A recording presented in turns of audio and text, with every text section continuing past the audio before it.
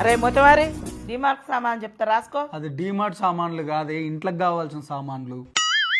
7 మందికి అన్న తల్లికి ఒక పిల్ల తల్లి అంటే తింక నేర్పిందట. చూసుకొని రాయ్. పంచ్ అంటే ఇలా ఉండాలో. చెప్పు. జీలకర్ర ఎంత? గింత గింత. గింత గంత అంటే ఇయ్యరు, ఎంత కావాలో అంత చెప్పు. ఓ షటాకేసుకో, ఓ షటాకేసుకో. ఎన్ని గ్రాములు కావాలో అన్ని గ్రాములు చెప్పు. ఓ 50 కిలోలు వేసుకో. నువ్వేమన్నా దుకాణం పెడుతున్నావే, అవి కిలోలు కాదు గ్రాములు. అదే వేసుకో. నెక్స్ట్ ఆవాలు ఎంత? అవి ఓ అద్దపావు వేసుకో, అవి ఓ అద్దపావు వేసుకో. అద్దపావు అంటే గింత. గంత కాదు గింత వేసుకో, గంత కాదు గింత వేసుకో. మళ్ళీ పంచ్. గింతనేలే, ఎన్ని గ్రాములో చెప్పు. 100 గ్రాములు వేసుకో. అట్లా చెప్పు. తర్వాత టాయిలెట్ టాయిలెట్ పోయిరాపు.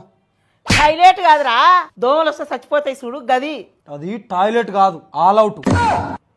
ఇంకా ఒక లిప్టిక్ దే. నువ్వెప్పటి నుంచి లిప్స్టిక్ పెట్టుకుంటున్నావే?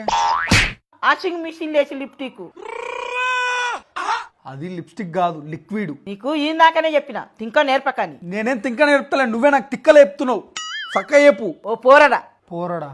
ఆడేవాడు? ముఖానే కేస్తున్న పౌడర్రా. అది పోరడా కాదు, పౌడర్.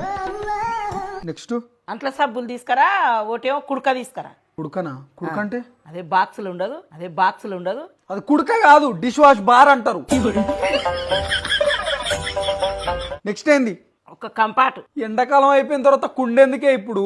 కుండ కాదురా, బట్టలకేస్తే కమ్మటి వాసన వస్తుంది చూడు గది గది. అది కంఫర్ట్ కాదే, కంఫర్ట్. నీకోదండ, నీ సామాన్లు కోదండ, నేను రాయను పో. లచ్చలు లచ్చలు వచ్చి చదివించినాం కదరా, నీకు సామాన్ రాయనికి శాతనైతే లేదు.